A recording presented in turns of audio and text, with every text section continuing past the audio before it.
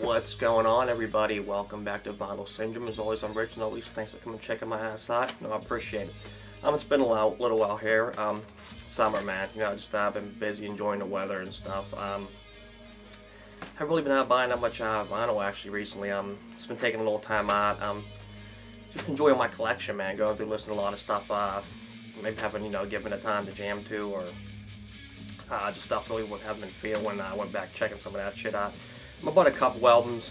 This actually little episode we got going on here. This is pretty much more of a what I've been listening to, because these couple albums, actually three in particular that I bought within probably the last month and a half, really got me one to go back and jam with some old school shit, some 80s metal more or less. So that's pretty much what this is going to be.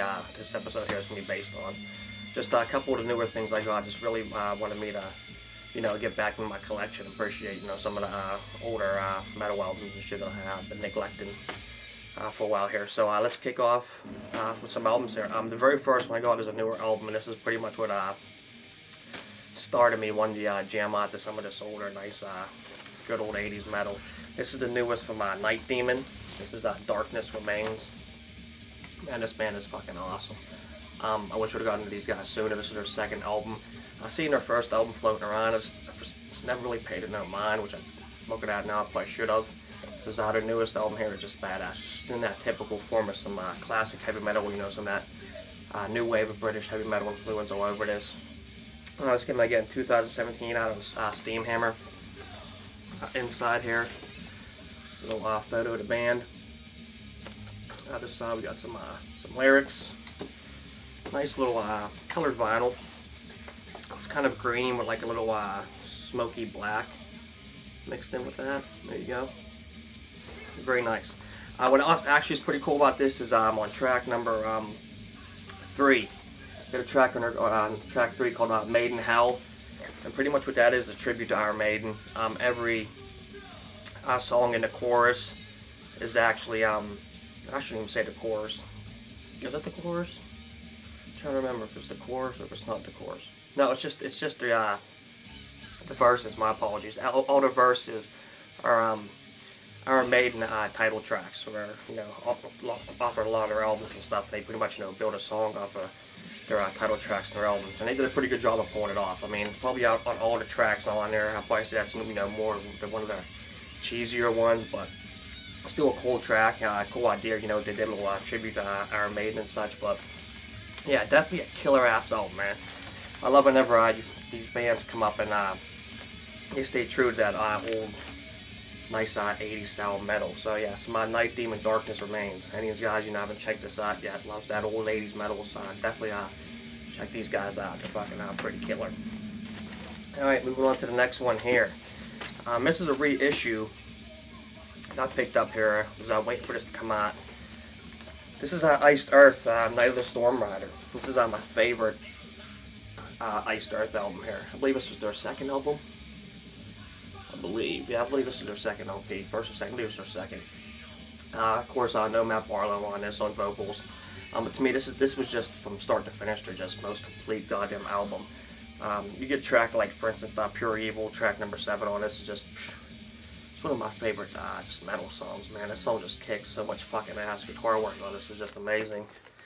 Check out the little gatefold here with I guess original artwork and lyrics. Here we go. I don't think there's anything real special about the vinyl itself.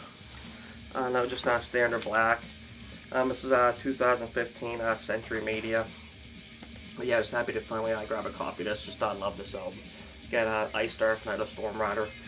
Like I see, you know, people, Iced Earth's one of those bands, you know, it can be hot or cold on. Like I said, they have so many different times in their discography there with different singers, a lineup change and stuff. Of course, a lot of people tend to go with the Matt Barlow era because, you know, such a great singer, and, you know, they had a lot of great albums that time, especially Something Wicked was a phenomenal album. But, you know, Night of the Storm Rider, to me, will always be their best, in my opinion, anyways.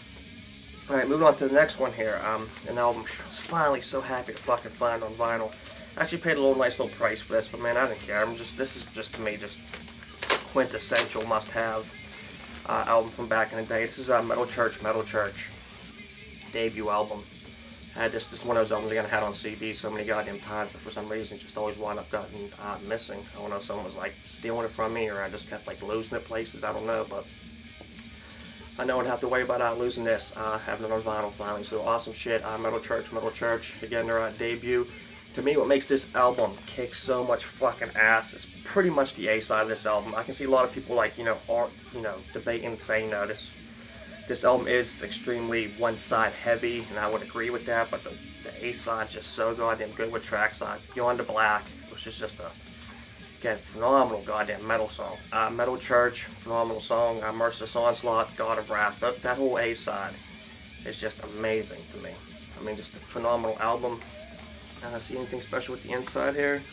No inserts or anything with this. Standard black vinyl. Yeah, again, just Metal Church. Awesome stuff. And staying in that Metal Church vein. Now we're just getting into albums now that I had in my collection. I was pulling because that stuff there just got me in the mood to listen to the rest of this, what I'm about to show here. So again, staying in that Metal Church mode, we got their second album, Metal Church, The Dark, which a lot of people might say, this is the best Metal Church album, just because from start to finish, this is probably a more solid, complete album, as opposed to Metal Church again. But that A side again for that album is just so good, I just can't help it. But yeah, phenomenal album by these guys. A lot of this, people might actually consider this the last real good Metal Church album. I'm pretty sure after this, never like some of the band members and stuff, little lyric sheets start disbanding. This is on standard black. Nothing real special about that.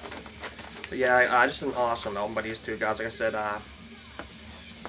best two Metal Church albums in my opinion. Their first two, and I'm happy to have both of them on vinyl there. So jam into that. All right, moving on to this next one. It's beat up, man. The album cover for this, but the vinyl's in really good condition. But again, just an album, just happy to have. Testament's first album, The Legacy. One of these bands, man, those Bay Area thrash bands that was just phenomenal. Awesome discography, but to me, this is their best album, their debut. One of those bands you say might have peaked early. Just had a fucking tremendous fucking sound on this album that I don't know, just could never seem to match on any other previous, or I should say, other efforts after this. Insert here, it's a little beat up. Lyric sheet, nothing special about the vinyl itself, standard black. But yeah, just some Testament and The Legacy, man, just phenomenal fucking album. These guys, like I said, in my opinion, are best. Alright, moving on to a band I love, and I have to get more of these guys on vinyl. Fate's Warning, No Exit. This might be considered Fate's Warning, if you will, last good album a lot of people might consider. I just love these guys, man. They just had like a nice little mix of sound for me. That was a nice little combination of sometimes like Iron Maiden. Their guitar work a lot though, something reminded me of Metallica a lot. I don't know, they just had that like that guitar tone that just put me in mind of hearing like some Metallica guitar. I heard a lot of these tracks. This album here, had a little more like maybe ballady tracks on it.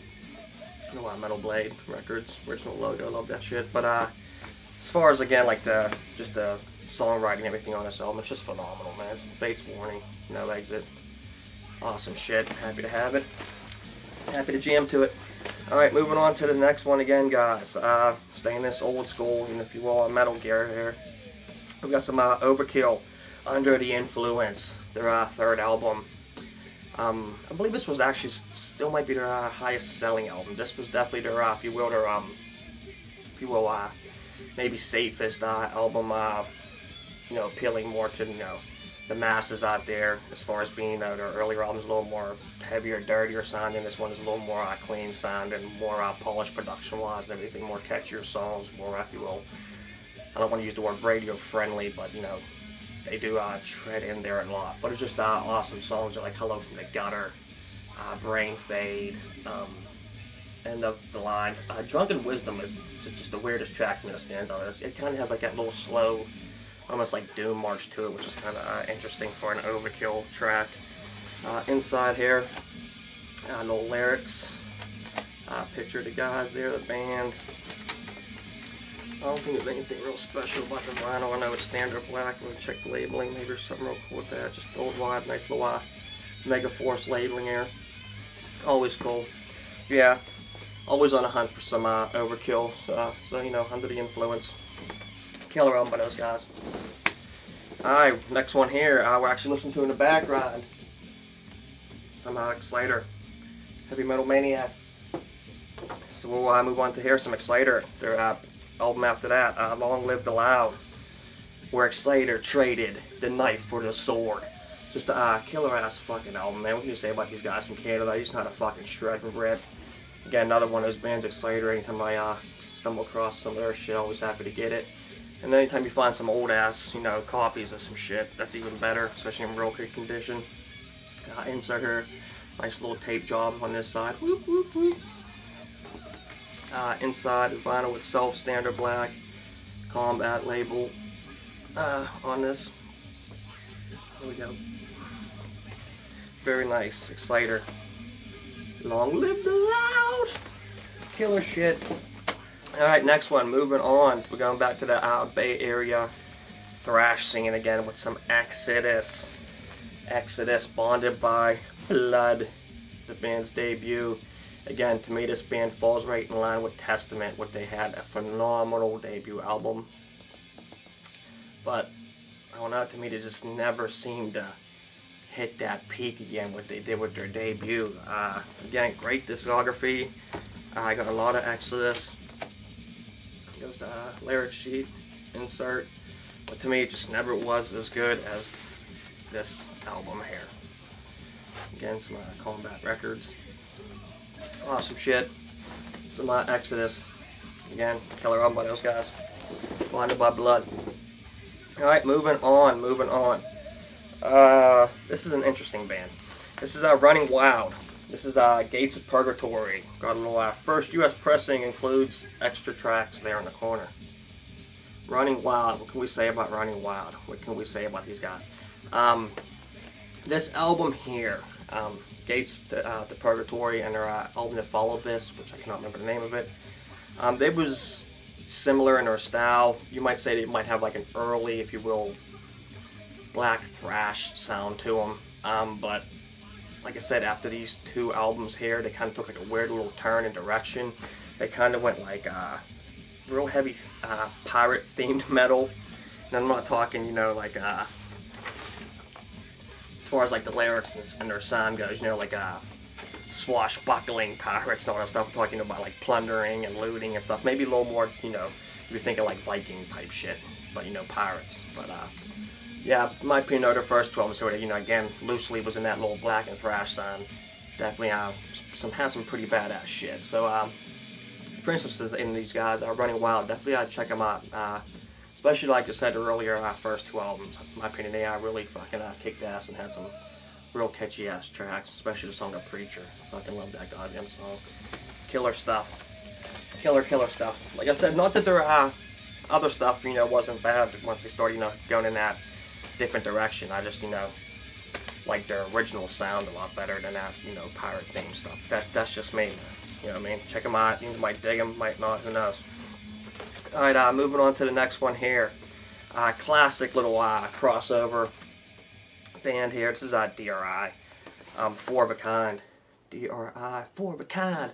This is probably where they went more thrash. You know, stepped a little more away from that, you know, hardcore punk vibe that they had going on some of their previous more classic albums. On this album, they definitely went for a more thrashier feel to that sound on this album, and I dig it because, you know, I'm a big fan of some thrash. So goes the front, cool little album art for these guys. Always having fun with some shit.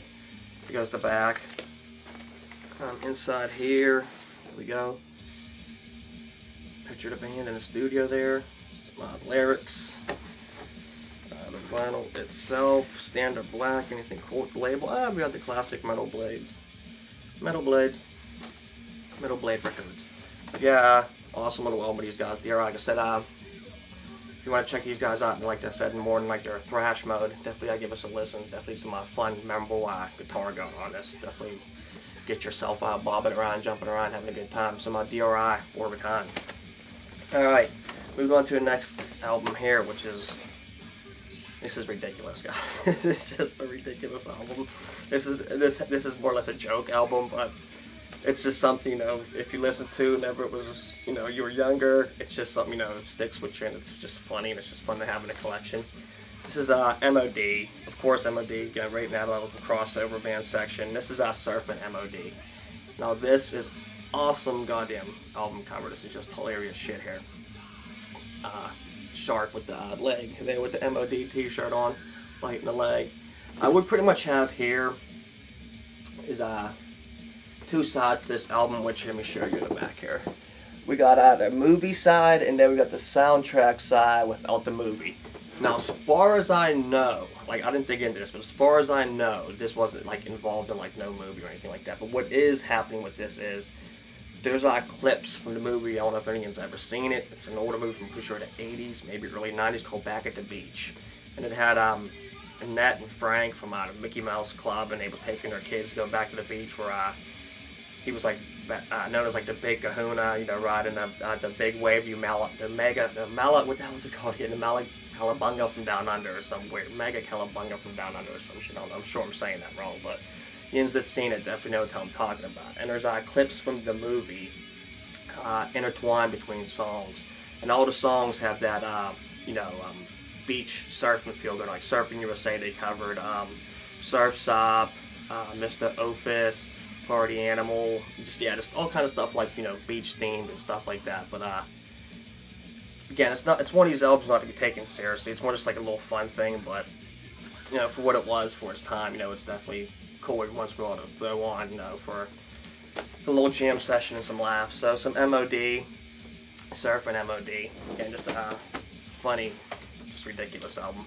All right, moving on to get back to some metal.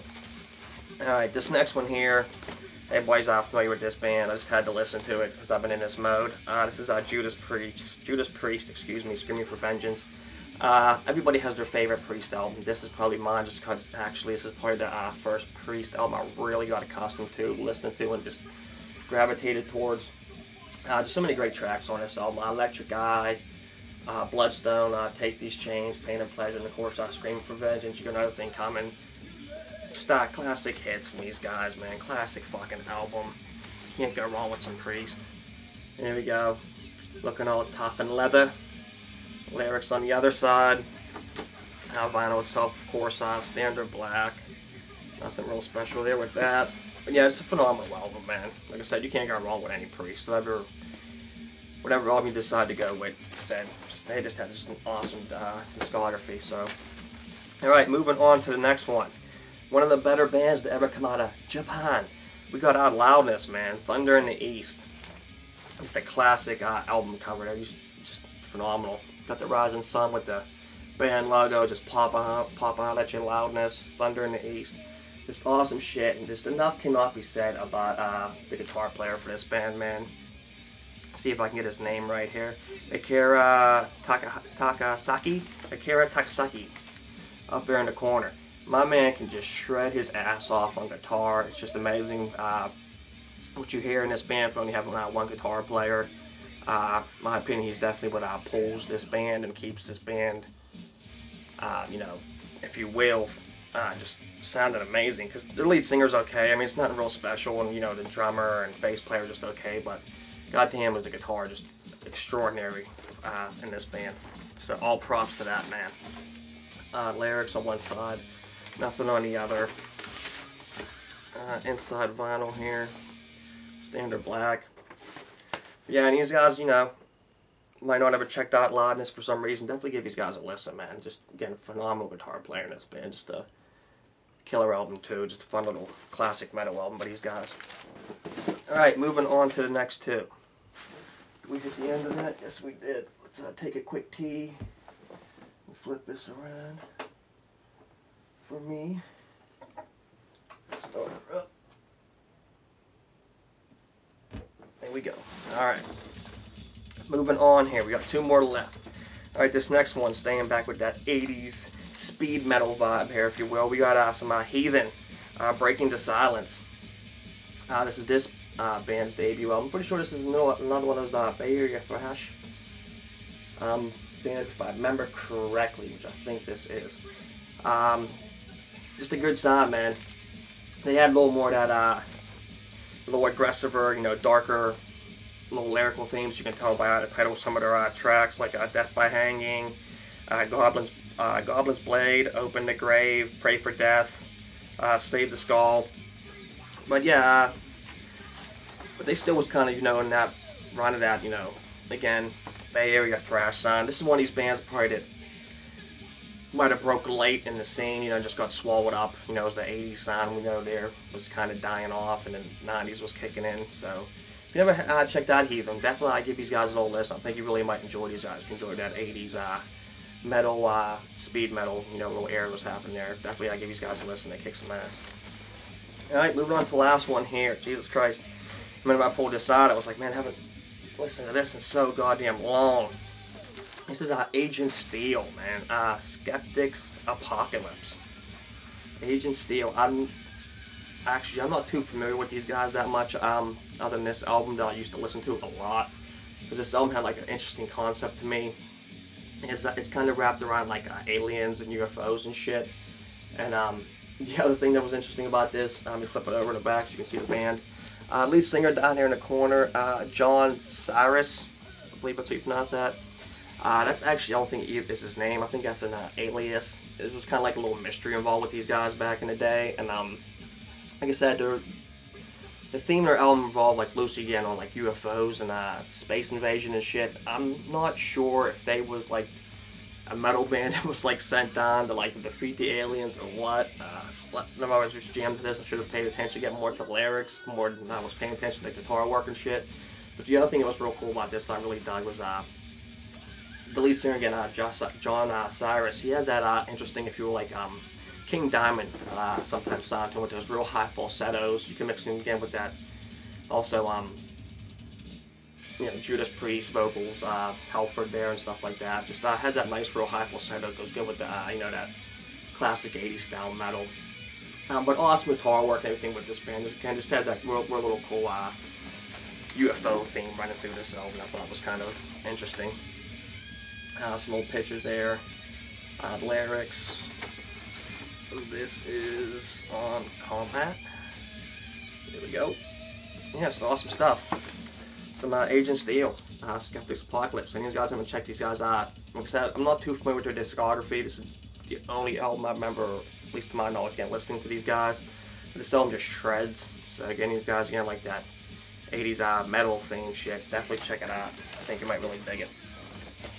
And that's going to do it for this little, if you will, what's spinning / little mini vinyl update. So I got some more stuff over there. I'll do another update soon now that, you know, finally back settling in and stuff here, guys. Plus, I know Mike Seaton did a pretty cool ass thing. It's been catching fire. So a lot of people doing it. Like top 15 album covers, album art, and stuff that you like. I definitely think I'm going to do that. So I have to like go through my collection and find ones that really appeal to me and do a video on that, just because I find that subject interesting. I love album art and stuff, so I definitely would like to do a video on that. But yeah, guys, thanks for sticking around me for a while. Against guys that did, like I said, sorry it's been a while, just, you know, summer doing stuff and that, and definitely look forward to making some new videos here soon. So that's gonna do it for this episode here, guys. So as usual, you know, rock on.